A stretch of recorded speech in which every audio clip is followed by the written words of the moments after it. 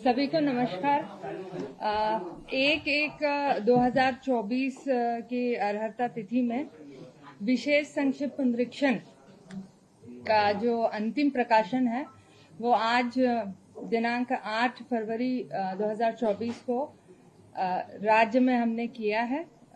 ये जो विशेष संक्षिप्त निरीक्षण है इसमें अंतिम प्रकाशन होने पर लगभग 2,05,13,252 मतदाताओं की जो विधानसभा वार मतदाता सूची है उसका जो प्रकाशन है वो हमने हमारी वेबसाइट co.chhattisgarh.nic.in पे आज सुबह 11 बजे साझा किया है। राज्य में जो लोकसभा चुनाव है वो शीघ्र ही होने वाले हैं और जो 11 संसदीय निर्वाचन क्षेत्र है और 90 विधानसभाएं हैं उसके अंतर्गत समाहित, उनमें कुल 24,109 जो है मतदान केंद्र है।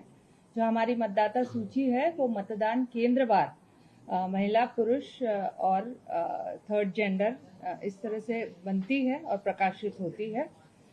जो प्रारंभिक प्रकाशन हुआ था वो हमने 6 जनवरी को किया था और उसके अनुरूप जो है कुल मतदाता 2,04,22,656 थे। ईपी रेशियो उस समय 66.40% था और जेंडर रेशियो जो है वो 1012 था। अब जो मतदाता सूची का अंतिम प्रकाशन हमने किया है जिसके आधार पर आगामी लोकसभा निर्वाचन लड़ा जाएगा, उसके अनुरूप कुल मतदाताओं की संख्या जो है वो है 2,05,13,252, जिसमें कि पुरुष 1,01,80,405 है और महिला मतदाताएं जो हैं वो 1,03,32,115 है और थर्ड जेंडर जो है 732 है। इस तरह जो जेंडर रेशियो है वो 1,015 है, यानी राज्य में जो महिला मतदाता है वो पुरुषों से अधिक है। 1,000 पुरुषों पे जो है 1,015 महिला मतदाता है। विशेष रूप से मैं बताना चाहूंगी कि राज्य के जो 11 संसदीय क्षेत्र है लोकसभा, उनमें बिलासपुर, रायपुर और जांजगीर चांपा, इन तीनों क्षेत्रों को छोड़कर सभी 8 लोकसभा क्षेत्रों में महिला मतदाताओं की संख्या जो है वो पुरुषों से अधिक है। जो हमने अंतिम प्रकाशन किया है उसमें कुल जो है अब मतदाताओं की संख्या विधानसभा से, जो विधानसभा निर्वाचन हुए थे नवंबर में, उसमें 2,03,93,160 मतदाता थे। अब बढ़कर 1,20,092 जो है वो मतदाता हो गए हैं और जो PWDs है दिव्यांग मतदाता है उसमें 1,91,638 है। और जो हम लोगों ने अभी पुनरीक्षण किया है, 1 माह की अवधि तक हमने नए आवेदन लिए थे और इस आधार पर जो है तकरीबन 82,732 नए मतदाता जुड़े हैं जो कि 18 वर्ष की आयु पूर्ण करते हैं। राज्य में 18 से 19 वर्ग के जो आयु के मतदाता है, जो प्रथम मतदाता होंगे जिन्होंने इस बार पहले बार वो वोट डालेंगे, उनकी संख्या है 5,77,184 और 20 से 29 आयु वर्ग के जो कुल मतदाता है वो है 47,11,690। और वर्तमान पुनरीक्षण में तकरीबन फॉर्म 6 जो है हमारे पास 4,14,198 आए थे, जिनके आधार पर हमने नए मतदाताओं को जोड़ा है और विलोपन जो है 3,32,602 मतदाताओं का हमने किया है। जो हमने विलोपन और नाम जोड़ने का काम किया 6 जनवरी से लेकर के 22 जनवरी की इस अवधि में, हर सप्ताह हमने राजनीतिक दलों के साथ में इस पूरी सूची को SDM स्तर पर यानी कि ERO स्तर पर, इलेक्टोरल रजिस्ट्रेशन ऑफिसर के स्तर पर साझा किया था और सभी राजनीतिक दल जो है इसको देखने के लिए आमंत्रित थे कि किन नामों को जोड़ा गया और किन नामों को विलोपित किया गया है। और सभी नामों का विलोपन जो है फील्ड वेरिफिकेशन उपरांत ही किया गया है, ये हमने सुनिश्चित किया है।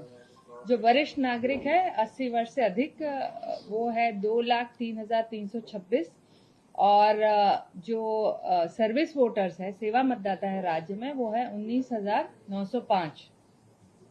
आज जो है सभी जगह पर जिला स्तर पर जितने मान्यता प्राप्त राजनीतिक दल है उनके साथ 2 कॉपीज जो है मतदाता सूची की सभी जगह पर साझा की जाएगी। उसके अलावा सभी आमजन ceo.chhattisgarh.nic.in इस वेबसाइट पर हमारी मतदाता सूची हमने होस्ट की है, वहां पर भी आप इसका अवलोकन कर सकते हैं। जो राज्य में एपिक कवरेज है वो आज की स्थिति में जो है 99.86% है और पिछले वर्ष जैसे कि आप जानते हैं कि जो विशेष पुनरीक्षण था, मतदाता सूची का शुद्धिकरण था, वो 2 बार हुआ था। जनवरी में हुआ था और उसके उपरांत फिर से अगस्त में हुआ था। अगस्त में हमने 4 अगस्त को जो है इसका प्रारंभिक प्रकाशन किया था और उसके बाद में अंतिम प्रकाशन करके पब्लिश की थी। तो 19,32,000 तकरीबन एपिक्स हमने प्रिंट किए थे और डिस्ट्रीब्यूट किए थे, जिसके आधार पर फिर जो है विधानसभा निर्वाचन संपादित हुए थे।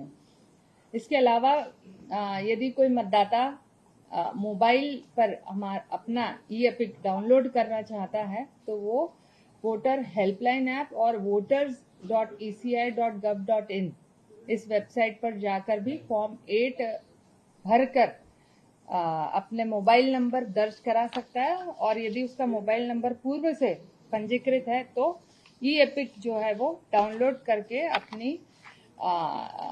अपना मतदाता एपिक कार्ड देख सकता है। निर्वाचक नियमावली में जो फॉर्म 6 है, ये मैं बताना चाहूंगी कि आज के बाद भी लोकसभा कार्यक्रम का जो शेड्यूल की घोषणा होगी और उसके आधार पर जब नाम निर्देशन पत्र लेने की अंतिम तिथि रहेगी, उससे 10 दिन पूर्व तक भी अपने नाम जोड़ सकता है। तो यदि आप मतदाता है, अभी भी नाम नहीं जुड़ा है, तो इसके बाद भी आप मतदाता सूची में नाम जोड़ सकते हैं और फॉर्म 8 के माध्यम से भी जो संशोधन है वो भी 10 दिवस पूर्व तक हो सकता है। परंतु विलोपन की कार्रवाई जैसे ही लोकसभा निर्वाचन के कार्यक्रम की घोषणा होगी तो वो उस पर पूर्णतः प्रतिबंध आ जाएगा। तो मेरी आमजन से अपील है कि आने वाले लोकसभा चुनाव में बढ़ चढ़कर हिस्सा ले, अपने लोकतांत्रिक दायित्व का पूर्ण निर्वहन करें और मतदान से संबंधित, मतदान केंद्र से संबंधित, अपने एपिक कार्ड पहचान पत्र से संबंधित कोई भी जानकारी है तो वोटर हेल्पलाइन ऐप के माध्यम से आप प्राप्त कर सकते हैं। तो ये जो अंतिम प्रकाशन था उससे संदर्भित जानकारी थी। यदि आपके कोई प्रश्न होंगे तो पूछ सकते हैं। सबसे बड़ी बात ये थी कि राजनीतिक दल से उन्होंने विलोपन का की बात ज्यादा की। जो रेशो आप बता रही हैं कि 3 लाख समथिंग विलोपित किए गए हैं, तो क्या ये रेशो जो उनकी डिमांड थी उसके बराबर थी या उससे ज्यादा विलोपित हुआ? देखिए, डिमांड के आधार पर विलोपन नहीं होता है। विलोपन जो होता है वो फॉर्म 7 के आधार पर, यदि तो बीएलओ फॉर्म 7 भरते हैं या संबंधित मतदाता अपना नाम जो है विलोपित करना चाहता है या और उसके और से कोई भरता है तो ही विलोपन होता है। डेथ के केसेस में यदि डेथ सर्टिफिकेट है तो परिवार का सदस्य भर सकता है। डेथ सर्टिफिकेट नहीं है तो ऐसी स्थिति में उसका जो है वो प्रमाणीकरण या उसका जो बयान लिया जाता है। तो जो विलोपन की कार्रवाई है वो किसी प्रतिशत या अनुपात के अनुरूप नहीं होती है। विलोपन की कार्रवाई वास्तविकता जमीनी स्तर पर जो प्रक्रिया फॉर्म 7 भरकर करनी होती है उसको लेकर के होती है। जो विलोपन को लेकर के मैं कुछ और इसमें जोड़ना चाहूंगी कि जो आयोग के निर्देश है काफी कड़े हैं और विलोपन कोई भी एक तरफा स्व प्रेरणा से चुनावी वर्ष में, यानी कि विधानसभा और लोकसभा दोनों ही सालों में स्व प्रेरणा से कोई भी ईआरओ नहीं कर सकता है बिना किसी फॉर्म 7 के जो कि खुद मतदाता भरेगा। इसके अलावा फील्ड वेरिफिकेशन रिपोर्ट के जो कि बीएलओ भर करके देती है और फिर भी ऐसे मतदान केंद्र जहां 2% से अधिक यदि विलोपन होता है तो ऐसे सभी प्रकरणों में जो है हमारे फील्ड वेरिफिकेशन ईआरओ यानी एसडीएम को करना जरूरी है कि ये किस प्रकार के विलोपन है और क्यों इतनी बड़ी संख्या में हुए हैं।